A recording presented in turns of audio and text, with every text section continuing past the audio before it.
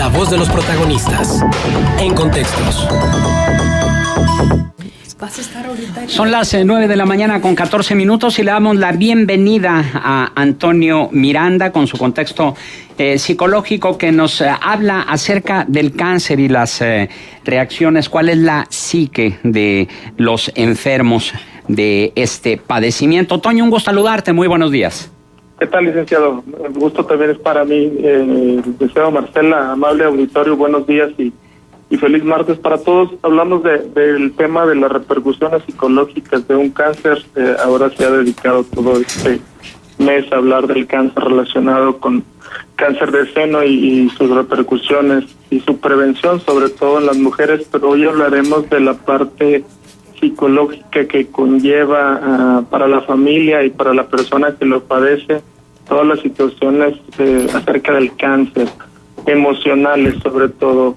¿De qué hablamos con un cáncer? Primero hay un diagnóstico, obviamente de salud, y donde la persona se le diagnostica una situación complicada donde la muerte puede ser una de las expectativas.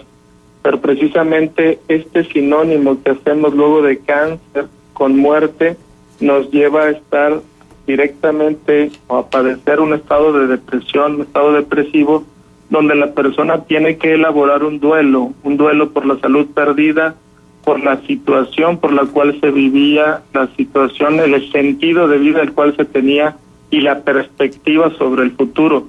Todas estas reacciones psicológicas conllevan no nada más a que la persona tenga que cambiar algunas actitudes y actividades en su vida diaria y en su percepción de la misma, sino también a la familia a ser como un acompañante, una esperanza o una persona o personas alrededor de esta persona padeciendo el cáncer para manejar el duelo que pudiera presentarse si la persona no logra combatir el cáncer adecuadamente.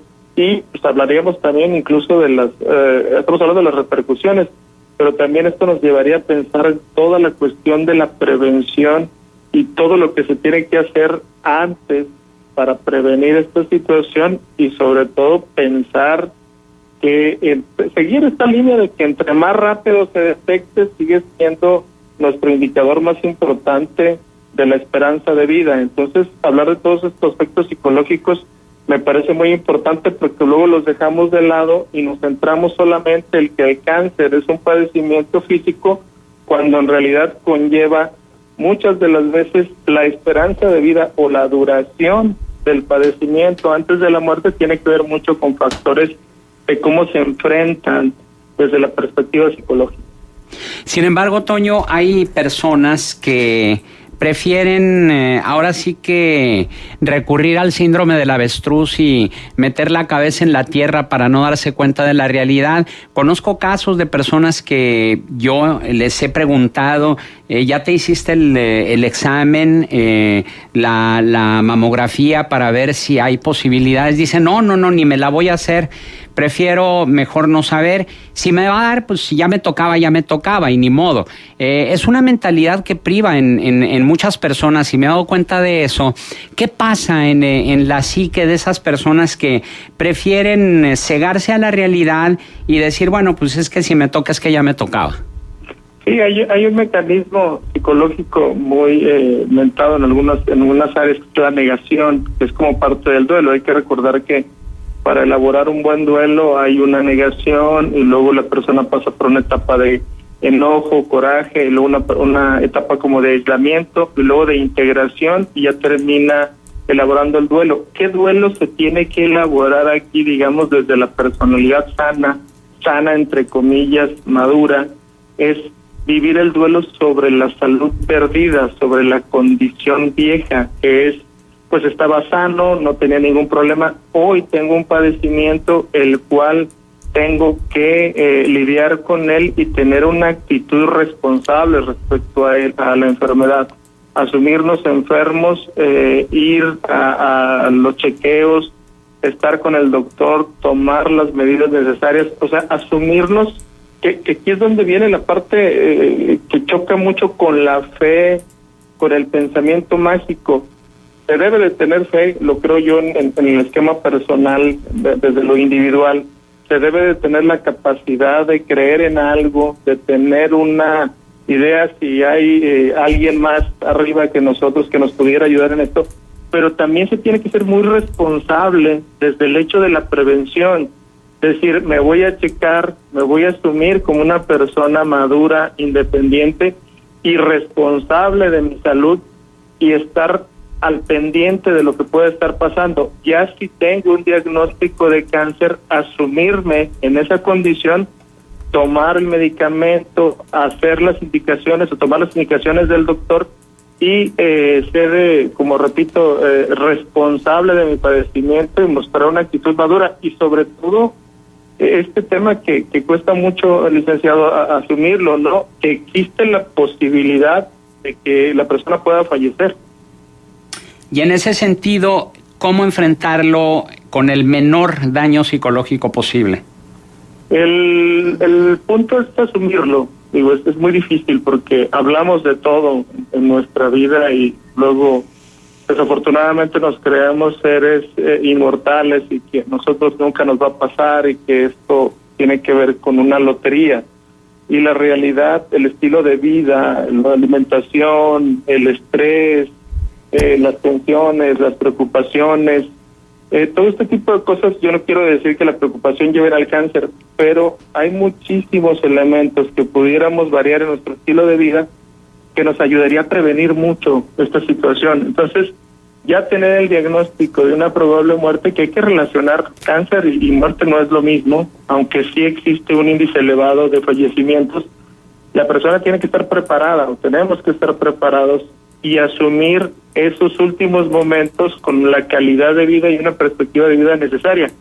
Se oye muy padre, se dice muy sencillo, pero tiene que hacer una evaluación muy profunda, el conocimiento de lo que está pasando y sobre todo también que existe este perdón que se le debe de dar los familiares a la persona y la persona a ella misma. Casi nunca se habla de esto porque incluso hay gente que piensa que hablar de esto lo atraes, los generas o estás llamando estas enfermedades a tu propia vida, cuando en realidad el hecho de hablarlo, de platicarlo, de conocer y de informarnos va a ser la mejor herramienta para la prevención y luego para la atención en caso de que exista un diagnóstico de cáncer. Oye, Toño, buenos días.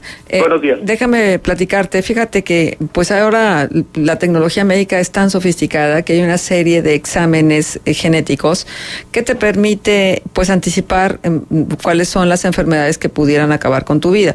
Tampoco sin jugar a ser Dios, porque finalmente pues la decisión de qué te vas a morir pues no depende de ti, porque igual ni siquiera es una enfermedad, puede ser un accidente o puede ser una eventualidad distinta. Pero a donde voy es que estos exámenes genéticos son una maravilla porque te dicen qué alimentos debes de consumir, cuáles son los propicios para la salud de tu cuerpo, qué medicamentos tienes que evitar, cuáles son las enfermedades que ya genéticamente traes ahí junto contigo, que eso tiene que ver con la herencia, evidentemente. Si en tu casa hubo muertes por cáncer, pues la posibilidad de que tú tengas un cáncer es muchísimo mayor. Pero resulta que cuando hablamos de este tema en los grupos en corto, pues la mayor parte de la gente dice, a mí no me interesa saber de qué me voy a morir. Qué miedo. Sí, es todavía este estigma, no sé, es una condición natural de querer sobrevivir el mayor tiempo posible y de darle la vuelta a un conocimiento que te puede hacer inclusive tomar decisiones más asertivas, ¿no? Porque si te dicen que tú traes por ahí en tu genética una condición de cáncer, pues vas a procurar que tu estilo de vida, que tu manera de comer, de ejercitarte, de tranquilizarte, etcétera, sea más adecuado, porque pues vas a querer darle la vuelta a eso que ya traes como tendencia. Sí, claro. Uh-huh. Sí, estos exámenes son, digo, yo lo compartiría contigo, se me hacen geniales en muchos sentidos porque nos ayudan toda esta tecnología y todo este avance a prevenir muchas cosas para podernos responsabilizar. El asunto que yo creo que va de fondo en la parte ideológica muy mexicana que hemos tocado en algunos otros momentos es esta idea de que la muerte no existe. de que la muerte hay que tenerla lejos, de que la muerte no hay que platicar, de que la muerte es algo ajeno a nosotros y no hay nada más cercano a nosotros que la muerte. Y para nosotros acercar esa muerte nos va a acercar a la vida, porque nos va a dar la capacidad de percibir nuestra propia vulnerabilidad y nuestra propia, pues no trascendencia gigantesca que luego nos damos narcisistas, sino decir, debo de vivir o podría vivir una vida más tranquila, más adecuada o más centrada en función de percibir la muerte como parte de la vida. El que más se enamora de la vida es el que la persona, lo han demostrado muchos estudios, que tiene en su mente la muerte. Y eso no quiere decir que la estamos atrayendo, sino que nos estamos cuidando en vida para prevenir la muerte lo más tarde posible y tener una calidad de vida adecuada. Creo que el compromiso que nos cuesta mucho asumir como personas adultas es que la salud forma parte de la responsabilidad, y como dices tú, tener estos estudios sería maravilloso, pero tenemos la idea de que la vida se vive solo una vez, hay que vivirla lo más intensamente posible, y se entiende que posible y pasional es vivirla con todos los excesos, cuando en realidad la vida, cuando se vive con pasión, se vive con medida y en una constancia que para muchos pudiera parecer aburrida. Ajá, exactamente. Eso que tú estás diciendo es súper importante. Aunque también hay que reconocer que hay en el fondo algunas personas que traen ya una situación de una depresión endógena o exógena, según sea el caso, donde de alguna manera, tal vez hasta inconsciente, lo que procuran son las circunstancias que en lugar de darles vida, les den exactamente lo contrario, es decir, que las conduzcan a un camino de terminar ya con más rapidez. Eso también ocurre, ¿no? Híjole, eso es súper interesante lo que estás diciendo, porque luego le tenemos mucho miedo, pero hay personas que ya traen una depresión endógena, como dices tú, ya de sustancias que no está produciendo su cuerpo, y van a tender a buscar actividades riesgosas, e incluso se pudiera decir con tendencia masoquista, pero para lastimarse, que al final de cuentas terminan en accidentes, en situaciones graves, sí, que pudiéramos pensar que es físico, cuando en realidad tiene un gran componente psicológico, que si la gente lo pudiera observar, pudiera prevenir un poco más eso, e incluso manejar la depresión a través del medicamento. Exactamente. Muy bien, Toño, ¿algún punto de contacto? Sí, cómo no, en Twitter estamos como @neuromiranda, licenciado. Antonio Miranda, psicólogo, en este contexto.